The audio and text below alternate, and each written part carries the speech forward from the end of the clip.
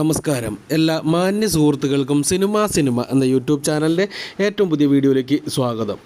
പാലേരി മാണിക്യം ഒരു പാതിരാ കൊലപാതകം മലയാള സിനിമയിലെ ക്ലാസിക് സിനിമകളിൽ വളരെ പ്രധാനപ്പെട്ട ഒരു ചിത്രമാണത്.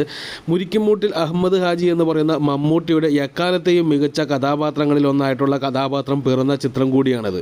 ഈ ഒരു സിനിമയെക്കുറിച്ച് മമ്മൂട്ടി ആരാധകർ എല്ലാ ഫാൻ ഫൈറ്റുകളിലും വളരെയധികം വാചാലരായിട്ട് സംസാരിക്കുന്നതും നമ്മൾ കാണാറുണ്ട്. എന്നാൽ ഈ ചിത്രത്തിൻ്റെ ഭാവി എന്തായിരിക്കും, അല്ലെങ്കിൽ റിലീസിൻ്റെ ഭാവി എന്തായിരിക്കും എന്നുള്ളൊരു കാര്യത്തെക്കുറിച്ച് നമ്മൾ 2 വീഡിയോ കഴിഞ്ഞ ദിവസം ഇട്ടിരുന്നു.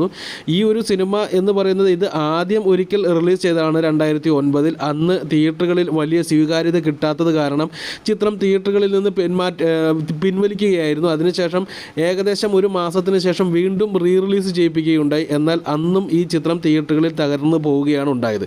പിന്നീട് സ്റ്റേറ്റ് അവാർഡിൻ്റെ മത്സരത്തിൽ മമ്മൂട്ടി ഉൾപ്പെടെയുള്ളവർക്കെല്ലാം തന്നെ മികച്ച ചിത്രത്തിനും മികച്ച നടിക്കും മികച്ച നായകനും ഉൾപ്പെടെയുള്ള പല അവാർഡുകളും സ്വന്തമാക്കി വളരെയധികം പ്രശസ്തിയിലേക്ക് ഉയരുകയും ചെയ്തു. അങ്ങനെ ആ ചിത്രം ഒരു അവാർഡ് പടമാണ് എന്നുള്ള രീതിയിൽ തന്നെ ഫാൻസുകാർക്കിടയിൽ ഒരു സ്ഥാനം പിടിക്കുകയുണ്ടായി. പിന്നീട് ഇപ്പോൾ വർഷങ്ങൾക്ക് ശേഷമാണ് ഈ ചിത്രത്തിൻ്റെ കഥാപാത്രത്തെ ബേസ് ചെയ്തിട്ട് ഫാൻസുകാർ വലിയ കാര്യമായിട്ട് വാചാലരാകുന്നു. ഒരുപക്ഷെ ആ ഒരു സംഭവം കണ്ടിട്ടായിരിക്കാം ഈ ചിത്രം വീണ്ടും റിലീസ് ചെയ്യിപ്പിച്ചത്. 4Kയിലേക്ക് മാറ്റി റിലീസ് ചെയ്യിപ്പിക്കുന്നതിന് നല്ലൊരു എമൗണ്ട് ചിലവുണ്ട്.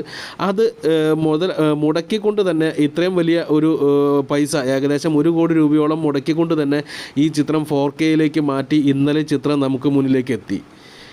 സത്യസന്ധമായിട്ട് പറയുകയാണെങ്കിൽ അതിദയനീയമായിട്ടുള്ള അവസ്ഥയായിരുന്നു തിയേറ്ററുകളിൽ കാണാൻ സാധിച്ചു. ഓൾമോസ്റ്റ് കേരളത്തിൽ 71 തിയേറ്ററുകളിൽ റിലീസ് ചെയ്തിട്ടുണ്ട് എന്നാണ് അവർ പോസ്റ്ററിൽ ഇട്ടിരുന്നത്. എന്നാൽ 71 പല തിയേറ്ററുകളിലും ഇന്നലെ ഷോസ് ക്യാൻസലായി പോകുന്ന സംഭവങ്ങളുണ്ടായിരുന്നു.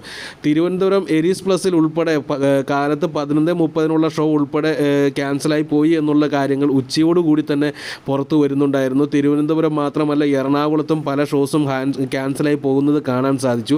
ഓൾമോസ്റ്റ് എല്ലാ തിയേറ്ററുകളിലും തന്നെ പച്ച തെളിഞ്ഞ് കിടക്കുന്ന ഒരു അവസ്ഥയായിരുന്നു ഉണ്ടായത്. എറണാകുളത്ത് വനിതയിൽ മാത്രമാണ് ഒരല്പം തിരക്ക് കാണാൻ സാധിച്ചത്, അതും വൈകുന്നേരത്തെ ഷോയ്ക്ക്.